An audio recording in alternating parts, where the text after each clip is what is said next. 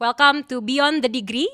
So we're gonna talk about life after scholarship. Jadi kita mau introduce alumni scholarship Chevening, tapi kita nggak cuman akan ngomongin apa aja sih kiat-kiat alumni gitu ya, kiat-kiat beasiswa, tips and tricks kayak menulis essay and interview. We already have a lot of that in our existing content. Tapi yang sekarang kita pengen explore tuh adalah there's a lot of things kayak hobi, passion, karir, or whatever it is yang alumni kita tuh kerjakan dan very inspiring. And we also hope that we can share this inspiring life with you gitu. Jadi ini yang pengen kita bawa melalui podcast ini. Nama gue Yohana dan kita udah kedatangan 2 alumni keren di sini. Ada Kak Dwi dan juga Kak Feby. So I think before we begin pengen kenalan dulu kali ya secara singkat. Kak Dwi ini siapa, profilnya tuh gimana, terus Kak Feby ini siapa, profilnya gimana. And then I'm gonna introduce topik kita hari ini yang sebenarnya menarik banget. So stay tune, mungkin kita kenalan dulu sama Kak Dwi ya. Oke. Kita agak santai aja. Baik, sip. Thank you Yohi. Aku Dwi. Sekarang posisi kerjaannya di dunia development, country director untuk sebuah consulting company namanya Oxford Policy Management. Terus waktu dulu di Chevening, kuliahnya di Edinburgh, ambil Environment and Development. Itu dulu kali, nanti lanjut ngobrol. Yes, itu dulu ya. Thank you banget Kak Dwi. So Kak Dwi ini tadi kan di Oxford Policy Management ini development sector lah ya, bisa kita bilang. Interesting. Nah, terus sekarang mau kenalan sama Kak Feby. Boleh kenalin diri Kak? Halo, yo, thank you. Seneng banget diajakin untuk perdana podcastnya Cai. So gue Feby, gue tuh backgroundnya jurnalis. Sekarang menjadi author. Jadi kayak apa ya? Selalu merasa punya 2 kaki jurnalis dan kaki pengarang gitu ya, kaki penulis. Di Chevening waktu itu masternya digital media karena align dengan S1-nya jurnalisme kayak gitu. Terus sekarang menulis fiksi, non fiksi, that's about it. Thank you Kak Feb. Nah, jadi udah ada penulis coming from bisa kita bilang art, tapi juga journalist background juga ada, and then development sector. So topik hari ini ya, kenapa nih kita mau menggabungkan ada 2 dunia ini nih di episode kali ini. We're gonna talk about the road not taken. Nah, jadi there's a lot of choices in this life gitu ya teman-teman. But sometimes we have to choose only one and it will determine the rest of our life gitu. Kayak kita mau ngapain sih gitu, kerjaan kita, atau kayak what do we want to be after graduating from college gitu kan. Dan somehow kita ngerasa kayak ini tuh pilihan akan menentukan arah hidup gue tuh bakal kemana. But setelah kita udah selesai memilih nih satu pilihan, kita nggak tahu nih pilihan yang kita nggak pilih nih kayak what do I will be kalau seandainya gue tuh memilih jalan yang lain nih, bukan kayak misalkan Kak Feby nggak jadi penulis tuh Kak Feby akan ngapain gitu. Kita nggak bisa ngeliat itu. So we want to talk about the road less taken dan mungkin jalan-jalan yang kurang populer gitu ya untuk dipilih sama orang-orang, but we choose it anyway. And actually today's episode ini tuh juga inspired sama salah satu puisinya Robert Frost yang mungkin I want to introduce this poem first. Aku pengen introduce puisi ini ke teman-teman semua supaya kita bisa set konteks gitu sama pembacaan episode kita hari ini. So puisi ini judulnya The Road Not Taken. Penulisnya Robert Frost. Teman-teman bisa feel free to googling, dan mungkin ini puisinya dalam bahasa Inggris, jadi aku akan coba bacain dalam bahasa Inggris. Mungkin nanti bisa dibantu subtitle kali ya supaya bisa kelihatan ejaannya. Dan kalau mau cari terjemahannya juga boleh banget. So, The Road Not Taken. 2 roads diverge in the yellow wood, and sorry I couldn't travel both. And be one traveler, long I stood and looked down one as far as I could to where it bent in the undergrowth. Then took the other, just as fair, and having perhaps the better claim, because it was grassy and wanted wear, though as for that the passing there had worn them really about the same. And both that morning equally lay in leaves no step had trodden black. Oh, I kept the first for another day, yet knowing how way leads on to way, I doubt it if I should ever come back. I shall be telling this with a sigh. Somewhere ages and ages hence, two roads diverge in a wood, and I took the one less traveled by, and that has made all the difference. So, two roads diverge in a wood. Ada dua jalan nih, terpecah gitu ya di persimpangan. And I took the one less traveled by. Gue memilih jalan yang jarang diambil sama orang-orang yang bertemu di persimpangan itu. But that has made all the difference. Exactly. So, building from that point, pengen langsung masuk ke Kadwi dulu mungkin. Boleh. But I think this is open questions. Nanti habis dari Kadwi bisa Kak Feby langsung share. Can you share more about how I get here? Yes. Kayak where you are right now, berada di sektor ini, bekerja di pekerjaan yang sekarang, but also outside of pekerjaan, kayak diri lo sekarang. How do you get here? What's the journey? Apakah ini memang sebuah conscious decision yang udah dari kecil gue akan menjadi development worker, atau kayak gue akan menjadi seorang NGO worker kayak dari kecil udah berintensi, atau kayak accident by accident or Okay. Ya, menurutku ini topiknya seru banget sih. Jadi sedikit cerita kali ya dulu awalnya gimana gitu sampai ke sini. Jadi sebenarnya S1 gue itu matematik gitu. Dan it was a conscious decision. I do like mathematics back then. Lalu kemudian tapi ketika menjalani matematik di kampusku dulu, sebuah kampus di Bandung, itu agak berbeda gitu, karena ternyata dia lebih theoretical lah, sementara kayaknya gue anaknya lebih pragmatis gitu waktu itu. Jadi ada sedikit kegundahan, dan waktu itu sebenarnya gue kuliah tuh deket-deket 98 ketika ada reformasi. Nah jadi kayak waktu itu udah mulai banyak tuh NGO gitu ya.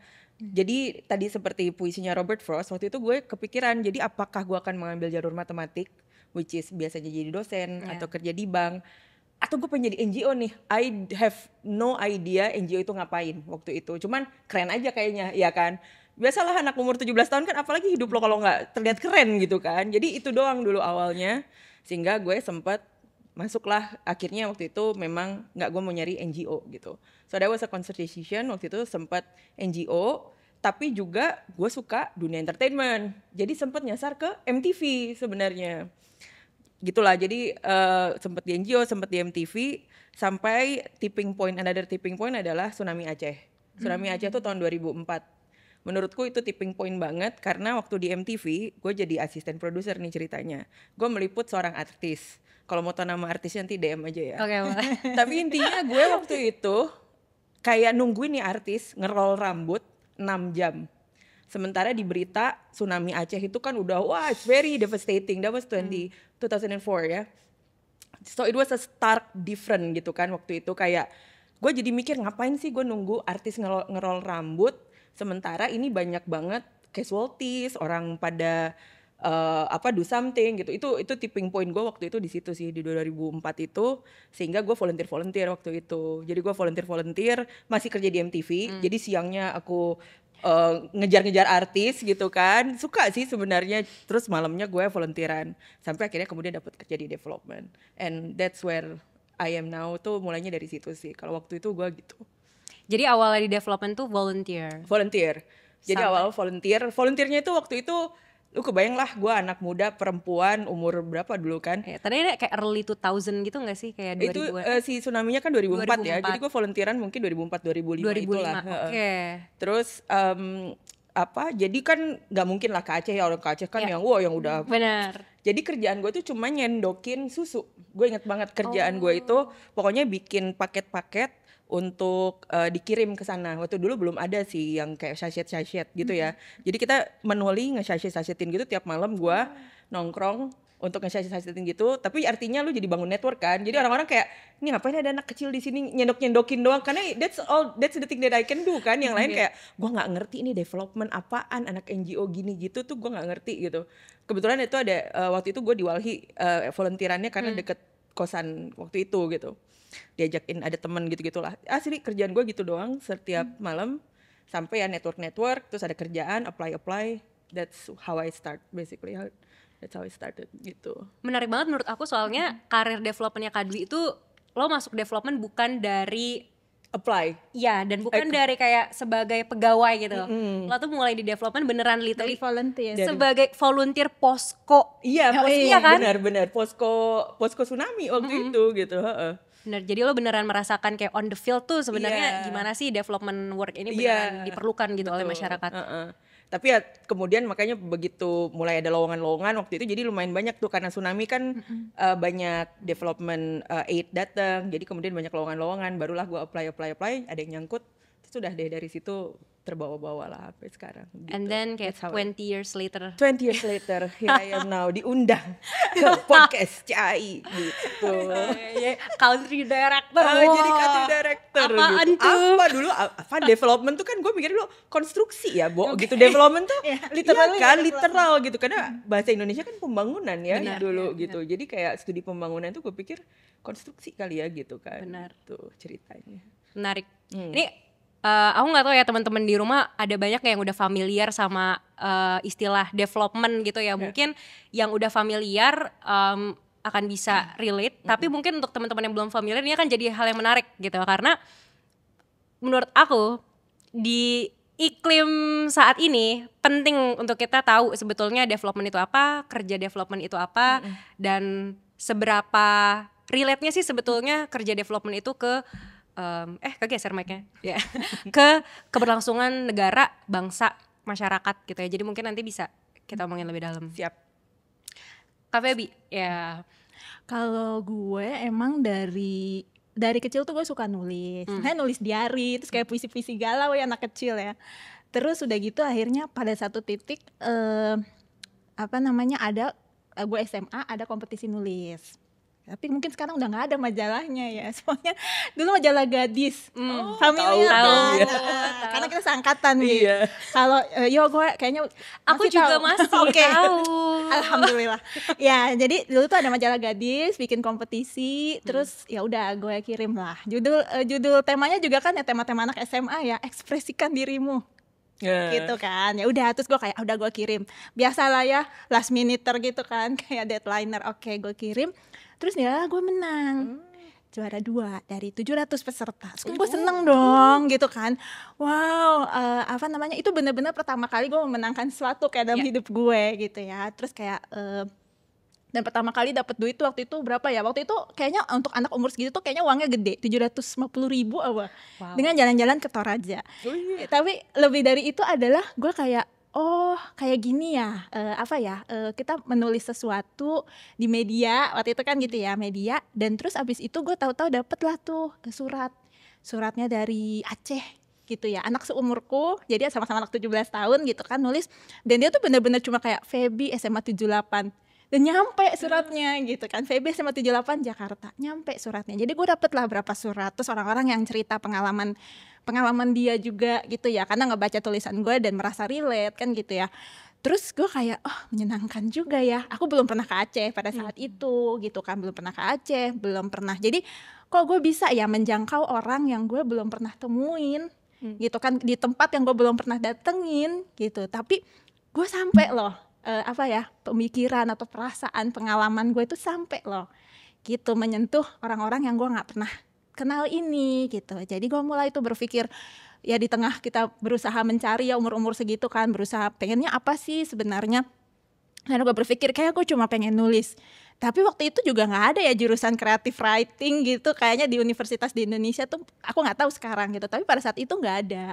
Jadi akhirnya yang paling deket aja deh gitu kan. Awalnya tuh gitu karena aku nggak tahu mau ngapain lagi gitu ya. Kayak senangnya cuma nulis deh. Tapi apa ya gitu. Ya udah akhirnya long story short gue nyampe lah di jurusan jurnalistik di Unpad gitu kan. Nah terus which turns out that I like it juga gitu ya. Maksudnya karena kan jurnalis itu kan bertemu dengan banyak orang gitu ya. I learned that I love people gitu, kayak I love stories gitu. Dan salah satu best part dari being a journalist itu adalah memang mendengarkan cerita orang gitu, yang gue bisa belajar. Misalnya nih katakanlah gue perlu tahu tentang development, gue bisa kalau nanya-nanya sama Dwi sebagai narasumber gue nih gitu kan, gue udah akan mendapatkan semua yang udah disarikan oleh Dwi kan gitu ya. Jadi dia udah menyarikan, udah menstrukturkan pengalaman itu, dan itu kayak selalu jadi kayak best moment banget sebagai jurnalis gitu loh, ketemu dengan narsum, belajar banyak hal gitu ya. Atau dan narsum itu juga kan macam-macam ya, maksudnya ya dari mulai on the ground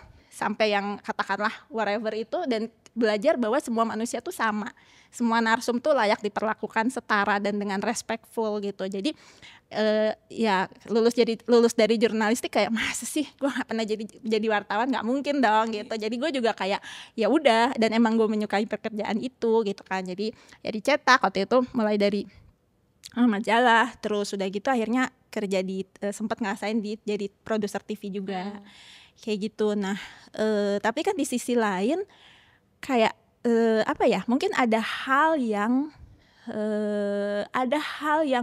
tidak sepenuhnya tuh bisa terpenuhi dengan being a journalist.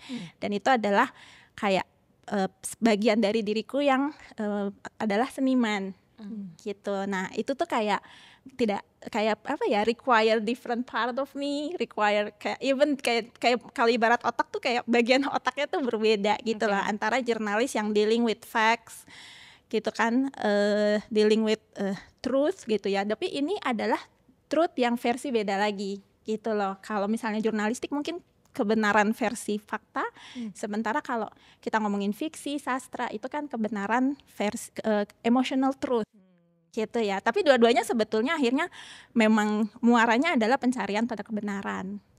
Interesting. Ada satu hal yang aku mau tanya nih kedua-duanya.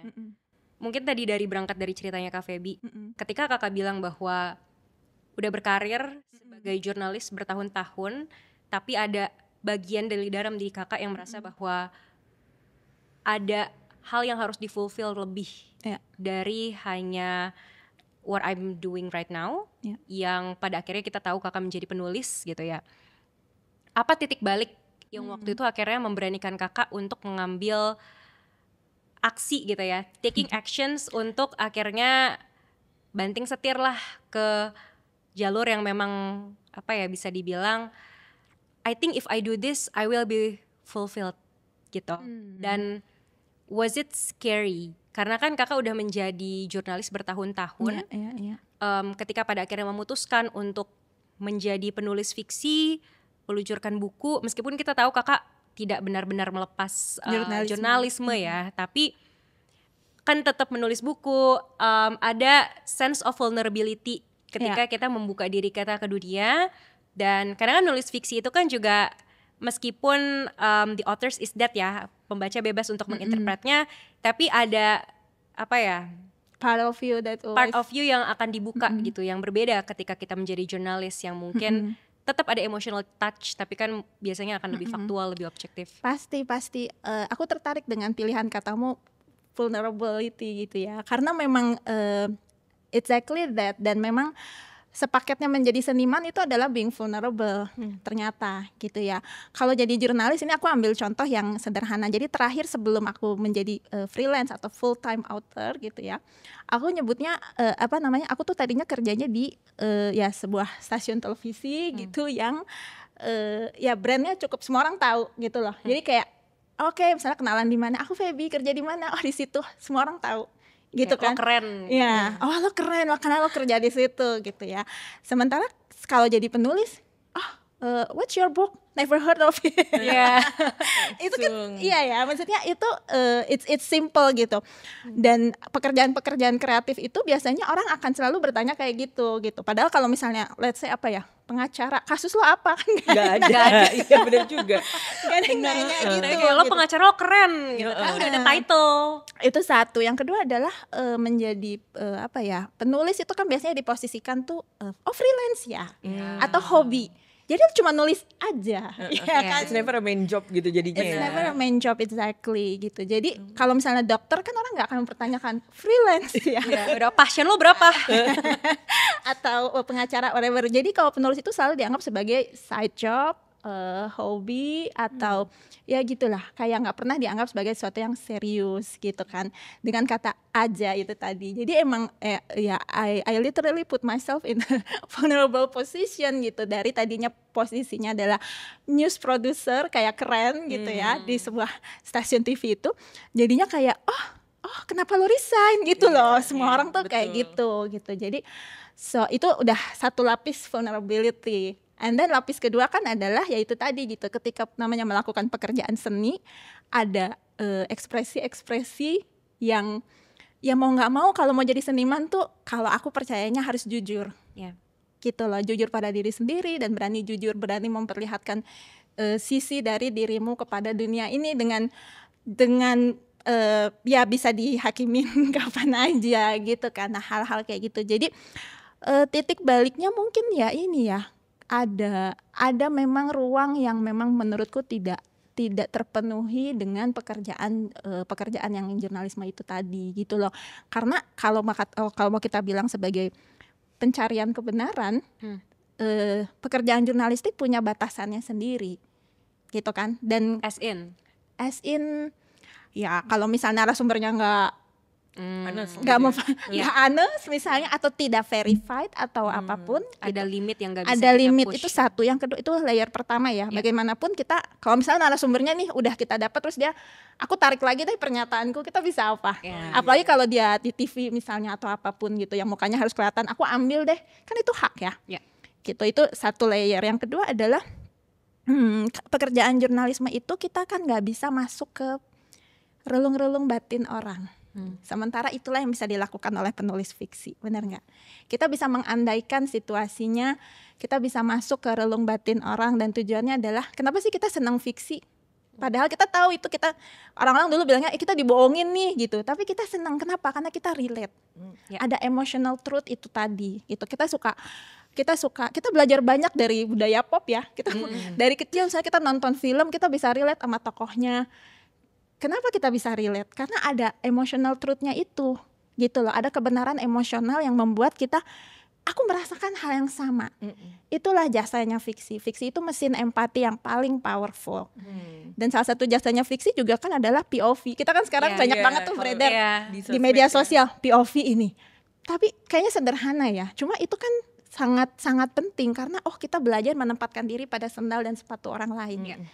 Point of view. Kita nggak bisa cuma dari POV kita doang gitu, selalu kayak gitu. Jadi menurutku itu kerja-kerja fiksi, kerja-kerja seniman itu yang tidak bisa digantikan oleh kerja-kerja jurnalistik gitu. Jadi kayak masing-masing tuh punya jasanya sendiri, punya perannya sendiri di dunia ini. Dan buat aku tuh ya, aku penasaran gitu loh, pengen kayak masuk ke relung batin orang, kemudian pengen bisa mengungkapkan itu, pengen apa ya, dan kan banyak ada ruang-ruang spekulasi yang berbeda ya. Kalau jurnalis kita nggak bisa spekulatif kan gitu ya. Tapi kalau penulis fiksi dia bisa mengandaikan what if, dan what if itu it's very powerful karena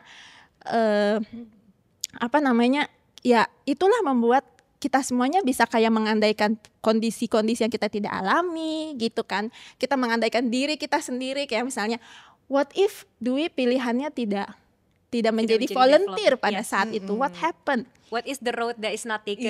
Iya kan, what if itu tadi gitu. Dan itulah jasa-jasa fiksi yang membuat kita membuat dunia ini berjalan, membuat dunia ini hidup, membuat dunia ini lebih empati gitu sih. Jadi buat aku di titik baliknya adalah ketika ya aku merasa ya itu ada hal yang aku masih pengen lakuin lagi gitu loh di luar kerja-kerja jurnalisme. Meskipun pada waktu itu leap of faith yang harus diambil adalah layer of vulnerability itu ya. Jadi bukan hanya vulnerability secara konten penulisan gitu ya, tapi juga melepas beberapa status yang mungkin menurut society, menurut lingkungan itu tuh sudah keren gitu loh, udah cukup gitu. Tapi itu memang harus dilepaskan untuk bisa mengikuti path yang ini. Nah, menarik kayaknya kalau disambungin ceritanya Kak Dwi tadi, udah jadi reporter, udah jadi bisa dibilang VJ ya pada waktu itu. produser Aspro. Nah, terus banting setir ke development yang aku nggak tahu ya kalau misalkan tahun 2005 itu development sector di Indonesia tuh kayak gimana. Aku waktu itu kayak masih sekolah. Kayaknya kalau sekarang kita ngeliat development kan apa sih, kalau dengar kata development yang kepikiran apa sih? Oh kayak lembaga ini internasional apa bilateral bla bla bla. Tapi waktu itu tuh gimana? Waktu awal Indonesia pasca reformasi terus kayak development on the ground. Iya. Jadi waktu itu kalau sebenarnya mungkin kalau aku vulnerability-nya lebih ke, kalau waktu jadi asisten produser tuh mungkin agak belok juga sih ya sebenarnya, karena cuma setahunan lah waktu itu. Tapi yang jadi tadi terinspire dari Feby juga, kalau dulu aku vulnerability-nya justru ketika lulus matematika di kampus itu gitu. That's right. Karena kayak lo melepas orang sama belum lagi orang tua segala macam, lu ngapain lu lulus dari kampus itu udah keren ya kan, terus lu lihat teman-teman lo ke oil and gas lah, lo kerja di survei apa lah yang beken-beken, all of the companies that you saw today like big dan segala macam, itu banyak teman-teman gua gitu kan. Sementara gua kayak mau cari NGO, ini apa development, dulu gua belum, I don't even know the word development lah ya waktu itu tuh, cuman kerja di LSM dulu tuh. Benar. Dan LSM tuh apa gitu kan, itu waktu itu. Jadi kalau dulu pun gue expose-nya LSM, pokoknya LSM. Dulu bahkan gue belum kenal kayaknya UN ya, tau lah ya UN, cuman nggak tahu kemana itu tuh apa tuh, nggak kebayang lah. Dan jadi LSM dulu LSM tuh top of mind orang-orang tuh apa sih, yang kayak ikut demo apa gitu ya kan, kayak ormas aja gitu deh. Jadi kalau gue bilang, apalagi di keluarga gue sekarang kayaknya mereka juga belum tahu sih gue kerjanya apa. Cuman kayak kalau lu bilang lu kerja di LSM, pasti pertanyaannya ini ngurus sampah ya gitu kan, atau sampah masyarakat, demo dong kemarin gitu kan, pertanyaannya gitu. Jadi memang kayak development, what is development, lalu kemudian development itu sebenarnya juga pada dasarnya kan improving people's life lah ya, kayak menurutku simplifikasinya gitu, dan semua orang bisa ambil role di situ ya, dari organisasi, individu segala macam. Nah itu yang waktu itu tuh sambil pencarian jati diri juga ya, kayak tadi Feby kan kayak gue apa nih yang mau gue fulfill gitu kan dalam diriku. Menurutku mirip-mirip juga sih, karena waktu dulu sama kayak ketika gue melihat mungkin most of my friend yang lulus dari kampus itu kan kayak semua oil and gas lah ya paling banyak gitu kan. Kayak gue merasa there's a distance gitu, karena gue juga sebenarnya senang kerja sama orang, as in ya dengar orang ini kayak what happened here. Dan kalau menurutku development itu it's a bit of an art gitu, karena itu nggak ada formulanya kan, mirip lah sama lu nulis kan sebenarnya. Ini kan bukan kayak 1 tambah 1 sama dengan 2. Lo punya challenge, lo punya solusi, lo punya resource, how these three things fits. Sebenarnya kan di situ kan, dan di situ lo main art gitu kan. Jadinya kayak resource-nya kayak gini, oh berarti challenge-nya ini lo set kira-kira insya Allah nyambung gitu kan. Kadang gak nyambung, kadang donornya minta ini. Nah, menurutku di situ gitu, gue sukanya kemudian kayak lebih banyak mainannya gitu ya. Jadi kayak trying to find out what, ngobrol sama orang, mirip juga. Jadi tadi gue pikir mirip juga nih kerjaan gue sama writer gitu sebenarnya. Karena gitu kan, you're trying to listen to people, what do people actually needs and how can I help with the resource given by other people gitu kan. Jadi kan peranan menurutku peranan development worker itu adalah fasilitator sebenarnya. Kayak bagaimana sebenarnya ada resource untuk membangun yang kemudian kita fasilitasi dari challenge yang ada di semua sektor. Kebetulan sektor gue banyaknya lingkungan gitu. Jadi kayak misalnya forest fire atau kayak hutan ditebang, orang nggak punya penghasilan gitu karena ekonominya source of ekonominya hilang gitu. So how can you solve it dengan resources yang pasti limited gitu kan? Kan kita juga resources pasti limited ya. Jadi menurutku itu yang aku suka sih ya, kalau dari dunia development tuh it's like an art gitu. You're trying to find a solution within the limited resources to answer a particular problem gitu. Jadi di situ ternyata suka nih gua mainan-mainan kayak gini tuh suka gitu, ketika kemudian itu menjahit sesuatu kemudian jadi sesuatu lah ya, tergantung projectnya gitu atau tergantung programnya. Itu sih menurutku yang menarik gitu. Ya jadi dengan waktu itu ya kompensasinya, kenapa lu gak kerja di sini, belum lagi orang tua gitu kan pasti kayak kenapa gak kerja di bank aja gitu kan, pasti ada yang kayak gitu-gitunya sih waktu itu tantangannya. Dan di awal-awal belum bisa juga kan jawab kayak gini ya. Ini sekarang kayak this is the path, like I've been through this 2 decades gitu, jadi aku bisa jawab sekarang. Cuman dulu kan kayak gak tahu juga, gue keren aja kayaknya gitu kan. Jadi lebih ke kayak gitu sih kayaknya kalau dari sisi vulnerability-nya tuh, kalau menurutku waktu itu aku lebih ke situ lah. Why do you stay? Because I like it. Ya, kayaknya premis paling dasar menurutku adalah passion ya. Kayaknya itu juga ya, sama sebenarnya kayaknya mirip sama Feby. Kayak menurutku ya chemistry dan lu suka dan there's always a challenge. Jadi kayak I think that's the recipe ya.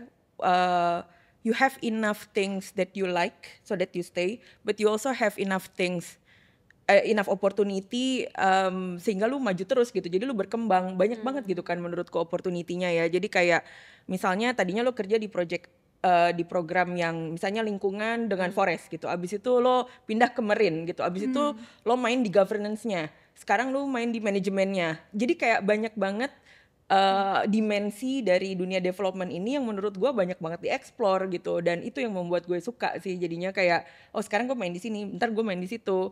And there's never the same thing gitu. It's not a routine kan. It's never a routine in development sector gitu. Jadi sekarang gue approach-nya kayak gini. Nanti dengan approach yang sama nggak akan bisa hasilnya sama kan, pasti akan beda gitu. Nah gitu-gitunya itu sih yang menurutku cukup nyaman tapi juga cukup menantang. I think the balance, I think that's what make me stay until now. Sebenarnya kalau dengar itu kan tadi Kak Feby bilang kan, the art of being a writer, an artist, itu kan ada sense of being human gitu kan. Tapi sebenarnya sama ya sama sektor development tuh juga. Karena kan sebenarnya development meskipun kayak kesannya kayak gede banget gitu ya, institusi lo kerjanya apa sih, proyek, ngerjain proposal, tapi sebenarnya at the heart itu kan ingin merubah hajat hidup orang. Betul. Ya kan? Jadi sebenarnya sense of humanity di dalam development itu tuh very huge, dan itu sebenarnya core kan. Betul. Gimana caranya ini sih questionnya. Jadi kayak how do you put yourself gitu loh. Karena in the shoes of the people, karena gini, development itu kan kadang kesannya jauh, ya kan, dari kayak tadi kan mungkin emang awalnya bantuin di posko, cuman kan kalau sekarang nih kan kita kerjanya di belakang laptop nih, ya kan, hanya mungkin segelintir orang yang beneran kayak terjun ke lapangan, bawa medical kit, bawa apa itu kan ada, sekarang ada lagi nih sektornya humanitarian gitu kan. Tapi kalau development, gimana kakak tetap connecting your humanity ke beneficiary, siapapun itu yang ingin kakak bantu, dan apakah itu memberikan sense of purpose yang cukup gitu untuk apa ya, jadi fuel untuk terus stay di sini dan terus melakukan sesuatu di sektor ini. I think that's a really good questions. Menurutku kalau aku kayaknya number one is intention sih. Jadi kayak sebenarnya kan resources kayak tadi ya, lo sekarang lagi misalnya kayak di posisiku sekarang terus terang lebih banyak manajemen lah ya jatuhnya, atau lebih ke supervising kerjaan teman-teman dan lain-lain. Tapi kayak menurutku yang nomor satu yang penting itu intention gitu. Jadi kayak ketika kita memulai program, is it just a program or is it like, you know, you put your heart and thoughts to it so that someone, something, a community can be better gitu. Jadi menurutku intentionnya itu penting, karena resources kan bukan punya kita ya, duitnya ya. Jadi kayak however we're just facilitating resources from other people gitu kan. Misalnya USAID sekarang lagi berantakan gitu kan, kadang juga foundation ini tutup apa, that's just a limited resources that we are trying to work with. Jadi with all of those limited resources, yang pertama kita tes menurutku itu intention. Makanya misalnya personally I don't really work in a foundation that disturb earth gitu misalnya. Kalau misalnya dia foundation dari ekstraktif gitu misalnya, that's again my personal belief gitu, karena menurutku jadi agak-agak greenwash gitu. Nah jadi menurutku intention itu yang penting gitu. Jadi kayak misalnya ketika kita memanage resources, menurutku despite resourcesnya berapa ya, lo mau 10.000 rupiah kayak 10.000 dolar, tapi intentionnya apa nih, lo mau tujuan besarnya apa dari si resources yang lo kelola. Menurutku itu ya yang penting untuk kita asah gitu. Karena mau uang lo 5 juta pound juga kalau misalnya intentionnya hanya untuk memperkaya Bapak A gitu kan, atau hanya untuk hambur-hambur aja kayak spending ya buat apa juga gitu kan sebenarnya. Jadi kayak menurutku itu sih, you're setting the intention personally, baru kemudian itu diterjemahkan ke dalam accountability lah ya, project management lah, apa budgeting segala macam. But I think the intention of the the principle of the work, the money where it came from. Menurutku hal-hal seperti itu sih yang mesti kita benar-benar pikirin. Ini bener nggak nih sumbernya, atau jangan-jangan ini cuman cuci-cuci apalah gitu kan. Itu sih menurutku yang kayak jadi pedang gitu istilahnya mah. Kalau kita tuh supaya ya gitu ya, tadi seperti kamu bilang, true to the core gitu, tetap true to the core gitu. Ini agak balik dikit ke tema podcastnya, which is the road less taken, the road not taken gitu ya. Aku jadi dapat satu layer lagi nih dari judul itu. Kan tadinya kita mengartikan ini sebagai sektor yang mungkin jarang orang-orang ambil gitu ya. Kayak jarang nih orang berani gitu menjadi penulis. Jarang ada orang yang berani mau turun ke lapangan menjadi development worker. Tapi setelah dengar cerita tadi, kayaknya justru the road less taken, atau mungkin bisa kita bilang the hard path-nya itu adalah staying true to the value gitu ya, staying true to the purpose whatever we do gitu. Karena misalkan tadi jadi development worker bisa aja sebenarnya you accept the money or whatever gitu kan, and then you Take the just money and run Exactly. take the money and run, atau pasang tagline aja nih kayak kita pasang label. bener sudah reduce mengurangi karbon sekian persen gitu kan, tanpa ada bukti apapun. Bisa aja kakak misalkan menjadi penulis just creating content for the sake of followers, viewers gitu, tanpa tanpa ada, kan kalau kayak gitu easy ya kan, easy nggak sih, kayak easy money juga kan, kayak kalau misalkan pengen ngejarnya followers, ngejarnya viewers gitu, berapa banyak pembaca, jadi bisa jawab pertanyaan mama tadi kan, aku udah ada 10.000 pembaca gitu, 10.000 viral konten 10.000 gitu kan, viral konten, gampang, easy money, tapi ternyata yang apa sih gitu yang kan. kita pilih bukan yang itu gitu. Justru the road less taken-nya adalah staying true to the value, staying true to the purpose, which leads me to my other question, emang sebenarnya apa sih yang dicari gitu?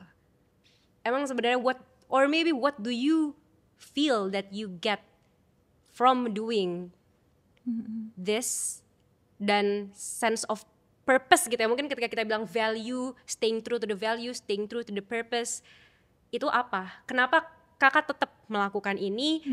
Dan what is the trade-off? Gitu. Karena kan tadi kan ini kan hard way ya kan, ini tuh adalah jalan yang tidak banyak diambil oleh orang-orang gitu untuk staying true to the value. Ini the hard road. Apa trade-offnya? Karena kita tahu jalan yang sulit banyak pengorbanannya, banyak harus dikorbankan, dilupakan, di let go. Ya, menarik banget ya pertanyaannya. Tapi aku tuh mau ngambil satu kata dari yang tadi Dwi mention, yaitu tentang passion gitu loh. Dan seringkali orang kalau ngomong passion itu pilihlah passionmu dan kamu tidak akan bekerja for the rest of your life. Big bullshit. No. It's a bullshit. Passion itu kan, lagian asal katanya itu kan pati ya, bahasa Latin itu suffering. So basically passion itu, if you want to choose your passion, you have to choose your own suffering. Yes. Pilih sendiri penderitaanmu. Choose your own Gitu. poison. Choose your own poison. Jadi kalau bicara misalnya yang less taken atau the hard way, kita memang harus percaya bahwa ya satu paket apapun itu pasti ada nggak enaknya. Secinta apapun kita sama pekerjaan itu, pasti ada part yang memang itu akan suffering. Gitu loh. Whatever the road that we take, itu pasti ada. So what's your poison pill, Kak Dwi? Iya, mirip ya. Ya sama, agak mirip definitely kayak ya tadi ya, kayak stability itu menurutku matters, apalagi di awal-awal ya. Kayak ya kita semua tahu betapa gaji oil and gas even starter, jadi kayak dulu tuh udah langsung start different kan. Apalah gue terseok-seok di NGO ini, sementara kayak orang-orang wah gaji udah berapa, liburan luar negeri, udah cicilan apa gitu-gitu kan. Jangankan cicilan, dulu tuh kayak, karena dulu sih awal-awal NGO itu jarang yang punya entitas lokal ya. Jadi bahkan gue susah mau cicil apapun. Punya kredit card aja gue baru udah umur berapa loh by the way. Karena susah ya kan. Kita masih dianggap ya tadi, walaupun misalnya NGO itu berkantor, tapi gue dianggapnya freelance karena gak punya entitas lokal. Karena biasanya NGO-nya internasional kan. Jadi kayak gitu-gitulah. Ngajuin KPR susah. nggak Jangankan mungkin, iya, impossible. pokoknya semua yang ngisi formulir itu kayak kerjaan gue apa ya? Itu tuh pertanyaan besar gitu. Jadi awal-awal tuh memang ya tadi poison pill-nya jadinya stability sih menurutku ya. Okay. Jadi stability versus passion lah gitu. Kayak do I want to chase this like the passion yang tadi yang bikin kita senang, bikin kita excited, atau this whole stability gitu kan. Itu sih menurutku. Dan satu lagi juga tadi yang agak mirip juga sama Feby adalah kalau menurutku di dunia development ini the attachment to the world gitu ya. Jadi kayak whatever happened with the government of Indonesia ataupun global, misalnya sekarang dengan Trump, itu kan ngaruh kalau di dunia development ya jadinya ya. Kayak karena politik kemudian ngaruh ke resources, ngaruh ke policy. Pada dasarnya kan kerjaan-kerjaan development itu trickle down-nya pasti sampai ke lapangan lah gitu kan. Jadi susah, misalnya kadang-kadang aduh gue pusing sama berita negara, gue nggak baca Twitter satu minggu, nggak bisa gitu loh. Lu kayak in a way bukan hanya urusan kerjaan, tapi karena lu memang merasa terlibat ya. Ya nggak sih, kayak I need to know karena memang however it's going to trickle down to all of the things that I'm doing gitu. Kadang berat sih menurutku ya, hal-hal seperti itu. Kadang gue mikir mungkin kalau kerjaan gue jualan cucur gitu ya, kayak I don't need to think kayak all of these changes in RUU TNI segala macam, I can just be ignorant gitu. Tapi kan lu nggak bisa ya jadinya gitu. Terus kayak apakah gue bisa jual cucur? Gak bisa juga. Jadi kayak I kind of stuck gitu now. Nggak stuck sih, tapi kayak again this is the path that I choose gitu. Kemudian yang ya udah lebih ke jadinya how do you manage that gitu ya. Jatuhnya lebih ke situ gitu. Jadi kayak ya lagian udah kita jadi belajar ya gitu ya, how to detach, how to manage that better gitu. Jadi nggak terlalu terbawa ke dalam suasana. Gue tuh pernah ya sampai baca tarot. Itu tuh waktu itu gue lagi kerja di Timor Leste. Gue baca tarot bagaimana Ramos Horta ke depannya gitu kan. Kayak apa itu love life gue gitu kan. Udahlah love life gue udah standar. Tapi begitu tarot tuh kayak si tarotnya juga tarot readernya, ngapain lu nanya Ramos Horta gitu kan di sini. Pernah ya gitulah kayak Jokowi episode 2 tarot gue. Wah, gitu. Saking terjadi nggak? Lupa gue sekarang. Tapi kan itu lebih masalah ekspresif ya. I just need to know gitu. Karena ini bacaan di Twitter segala macam udah pusing, kita baca tarot lah gitu. Sampai kayak gitu dulu tuh kayak saking gue tuh pengen tahu bagaimana kartu ini membaca dunia gitu. Saking attach-nya sama gitu. hal yang dikerjakan. Itulah masa-masa gitu. Ini menarik banget. Oke, two things untuk kita mulai starting to wrap up all of this. Tadi kita ngomongin tentang akan selalu ada suffering di semua jalan yang kita pilih. Jadi meskipun tadi bisa aja either gue jadi kerja di oil and gas atau gue jadi pekerja NGO, mau kakak pada waktu itu juga memilih untuk bekerja di korporat yang gajinya 2 digit 3 digit, pasti akan ada pil racunnya sendiri, akan ada sufferingnya sendiri.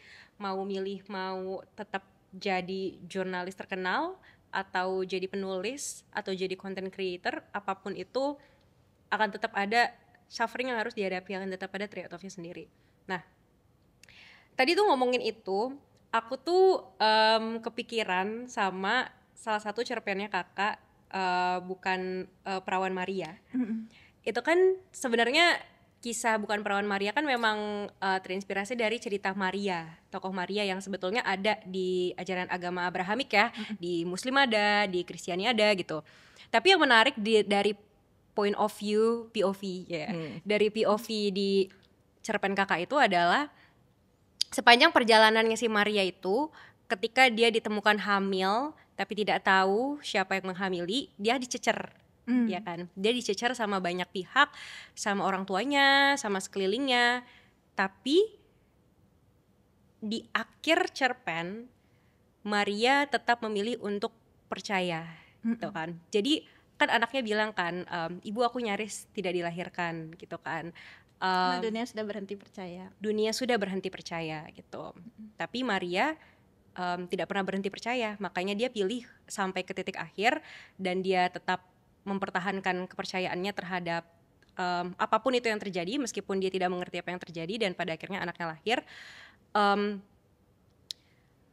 Apakah aku nggak tahu apakah pembacaan aku itu adalah yang ingin kakak sampaikan juga dari cerpen itu, tapi apa sih poin tentang tidak berhenti percaya gitu ketika dunia itu terasa apa ya, gonjang-ganjing, sulit, banyak ceceran gitu ya di sekeliling. Kayak misalkan menjadi penulis kayak kenapa nggak lebih banyak viewersnya, pembacanya, kenapa nggak jadi content creator aja gitu, kayak kan akan lebih banyak misalkan duitnya, atau kayak kenapa nggak apa namanya kuliah A, kuliah B gitu misalkan, atau bahkan kayak kenapa sih pekerja development tuh kayak nggak ngerjain apa-apa gitu, ini negara miskin-miskin aja banget gitu. Iya, abstrak-abstrak aja, ini emang lo ngerjain apa sih, kayak ini gue tetap masyarakat suffering juga kok gitu, kayaknya juga apa sih kerja development mau ngebantu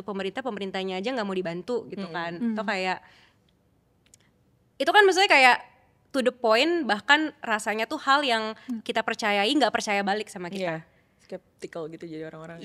But how do we still choose to have faith in what we do and believe bahwa kayak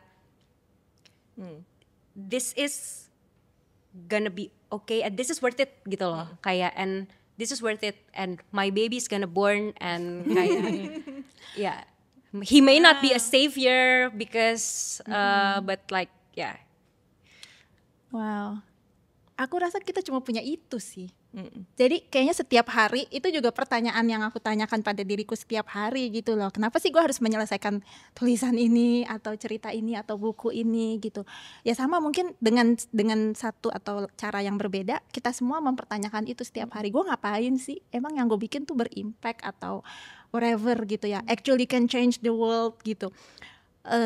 Tapi ya kita cuma punya itu sih. Akhirnya kita cuma punya iman, dan exactly kenapa namanya iman. Karena itu sesuatu yang kita nggak bisa lihat. Kalau sesuatu yang bisa kita lihat, ya I know, I see it kan gitu ya. Tapi kenapa namanya iman? Karena memang kita nggak bisa mengindra itu. Exactly, that's what faith is gitu ya. Dan ya di dunia yang kayak begini ya, pada akhirnya kan kita juga belajar untuk apa yang true enough. Itu penting tuh, karena kan ya Israel nggak kelar-kelar nih kejahatannya misalnya, atau negara ini nggak beres-beres nih gitu kan. Tapi ya udah, apa yang true enough buat kita, apa yang bisa kita lakuin hari ini. Dan akhirnya aku percaya pada aku percaya pada cahaya. Kalau mau dibilang cahaya, aku percaya bahwa ya oke, aku percaya pada hal yang ya udah kita lakuin apa yang bisa kita lakuin hari ini. Jadi the road not taken-nya tuh ini ya, bener sih menurut aku, kayak nuance yang tadi bahwa keputusan-keputusan yang memang sulit, jalan-jalan sulit gitu ya, yang kayaknya kalau kita ngambil jalan ini kok lebih sulit, akan hidup jadi lebih rebek gitu ya. Tapi justru there is truth in what we do, and that is exactly why we choose the hard path. Dan ya kita mengimani bahwa jalan sulit yang kita ambil ini will be triumphant in the end, because this is the or not. Ya, no, sepakat sih, kayak menurutku happiness atau the goal is not the happiness gitu kan sebenarnya. Jadi kayak gue sepakat sih sama Feby, basically present aja, just being present, dan tadi ya intention gitu, itu aja yang dipegang. Karena dunia ini bergejolak gitu kan, dunia dinamika, bahkan bukan dunia ya, personal life juga bergejolak lah ya, banyak gitu. Jadi kayak ketika kita memilih path ini, lebih kayak ya udah kita bertanggung jawab aja dengan path yang kita cari, dan kita percaya sama diri kita sendiri gitu. Jadi ketika misalnya ya ini paling gampang, dunia development sekarang lagi gonjang-ganjing banget lah gitu, banyak yang di-cut budget gitu ya. Di government pun sekarang dengan ya kita semua tahu lah ya bagaimana anggaran-anggaran ini digeser oleh program-program yang menurut kita nggak masuk akal gitu dari sudut pandang development. So resources are limited. Jadi kalau on papernya mah aduh ini ngapain nih gitu ya, banyak banget yang di-cut gitu. Tapi tadi ya mungkin iman aja, percaya gitu. Kalau misalnya kayak gue percaya, personally gue percaya bahwa things will be balanced at the end. Tapi balance itu definisinya apa, kita lihat aja nanti gitu. Tapi kayak kita percaya, gue percaya ini jalan yang gue ambil out of a good intention. There will be challenges, it's not gonna be a walk in the park gitu. So there will be challenges, tapi ya because this is the challenges that you choose, ya udah nangis deh, bete ya udah part of the game aja gitu kan. Ketika nanti pun harus misalnya berubah, misalnya for some reason all of the development path tertutup gitu ya, kayak UN agency ikut-ikutan tutup lah segala macam, ya udah cari jalan lain kayak tadi Feby bilang ya, kita explore lain, mungkin apply ke Malaka gitu atau apa gitu kan. Jadi kayak ya udah kita trying to be resilient, trust to yourself.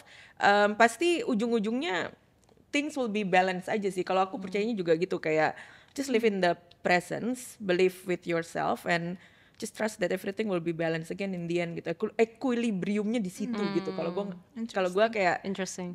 Mikirnya gitu sih.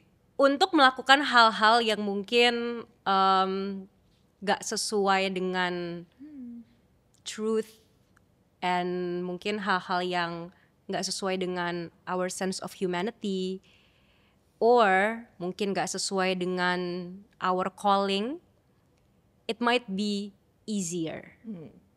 It might be easier to just do something rather than to maybe fight more in searching of what we, actually feel that this is the truth, this is the right thing to do, even though it's harder. Dan mungkin memang yang harus kita latih, or maybe something that I take from this conversation adalah to always have courage to do the right thing, even though it's hard, even though it is the path that is less chosen by people, even though maybe it's unpopular, but it feels true. And so even though it's hard, then we must do it, we must choose it. Maybe any last take on that? Yeah, I think that makes sense. Kayak menurutku,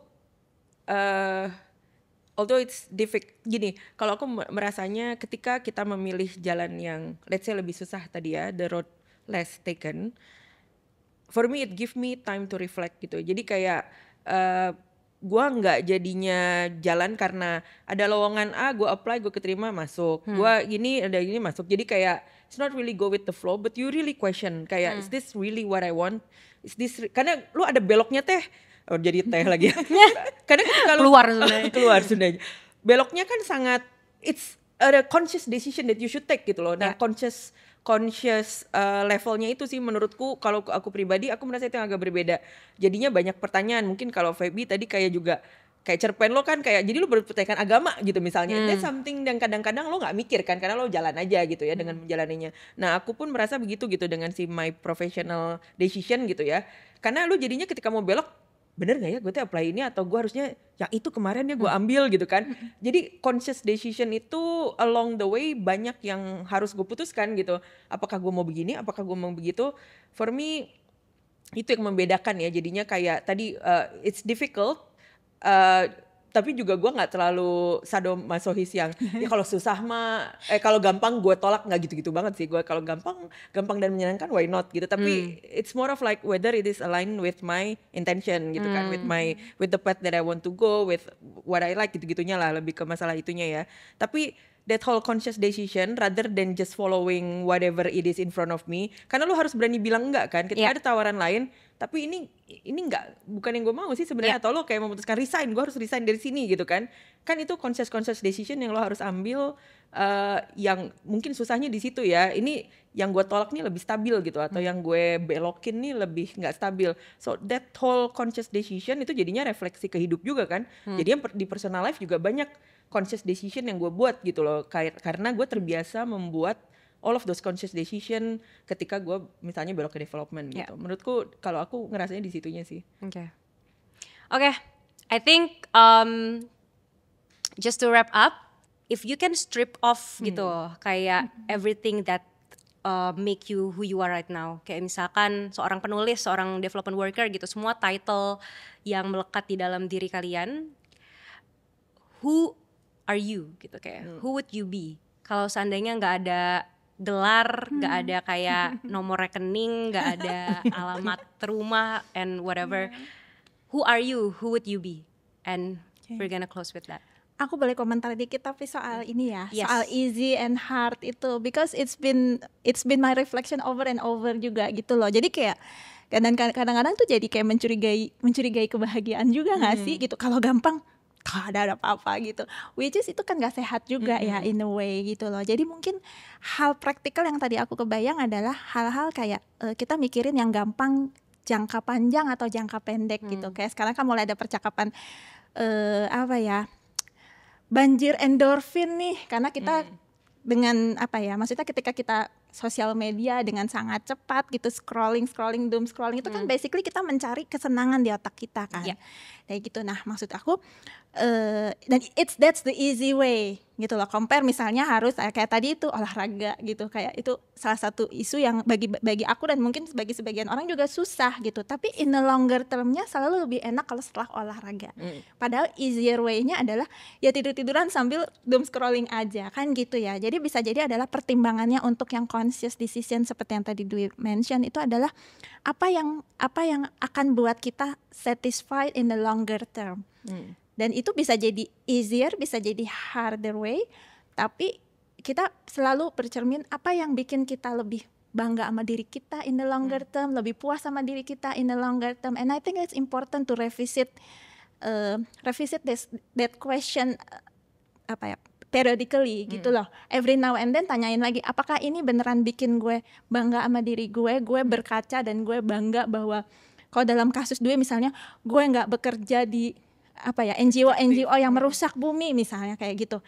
Karena ya akhirnya itu mungkin jadi yang harder to take buat Dwi, tapi ya udah, tapi gue tetap bangga sama diri gue at the end of the day karena gue melakukan apa yang gue percaya.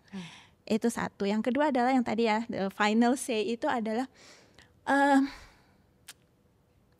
probably human being, that's it. I'm just human. Ya, dan sebenarnya kalau di strip off lagi human tuh apa sih? Probably kesadaran, consciousness, that's it gitu loh. Kayak manusia itu kan makhluk spiritual yang menjalani pengalaman fisik. Aku sekarang percaya itu gitu loh. Jadi ya human consciousness. Apa ya, kalau aku stripping off all of those labels, sepakat juga kayak, so I think it's so good for us to have this kind of conversation di umur yang udah 27 ini. Karena udahlah, ya maksudnya gitu ya, ini refleksi-refleksi gini gue sepakat sih, kita harus dilakukan berkala, dan I think it's also a good exercise to do it like in front of people. Jadi kalau menurut gue, kalau misalnya gak ada label-label itu, I think I like the idea of like people should be experiencing things, like I like experiencing things, kayak whatever it is, misalnya di dunia development apa segala macam yang gue lakukan, tapi ya tadi ya dengan all of those conscious decision, gue belok sini belok sana, but like I think I experience things yang mungkin orang bilang lo ngapain sih kayak gitu loh, tapi itu menurutku yang I think that's something that I like, then I want to keep it as my identity. I like just experiencing life gitu ya kali ya, kayak just appreciating what life give you. Susahnya gampangnya, tapi it's your decision, like you make a conscious decision in every step of your life gitu. Ya kayak tadi Feby bilang kan, consciousness lo tuh bekerja untuk hidup di dunia ini, nggak definitely not to chase happiness is like a fleeting moment aja gitu kan, tapi kayak ya itu ya, being conscious, experience things, just don't be afraid to take things. Kalaupun takut ya udah nggak apa-apa, nanti balik lagi, just like trying to experience life. I think that's I think what I want. I like my identity if there's no label. Two roads diverge in a road, taken one less traveled by, and it has made all the difference. So we have seen the difference yang mungkin you're also currently experiencing ya, karena kan masih ada di dalam roadnya nih, belum selesai gitu, but at least enjoy the ride. Thank you so much. Thank you so much. It has been really insightful conversation. Aduh, insightful juga buat kita ya. Asli. Thank you, ya. Jujur ada banyak banget pertanyaan yang masih pengen banget kayak didiskusiin. Nanti kan kayak episode 2 enggak gitu ya? Yes, tapi akan ada episode 2, tapi sayangnya akan ganti speaker. Dan akan ganti topik. But thank you so much Kak Feby dan Kak Dwi udah nemenin podcast Beyond the Degree episode pertama. Hopefully we can have another conversation. Yay.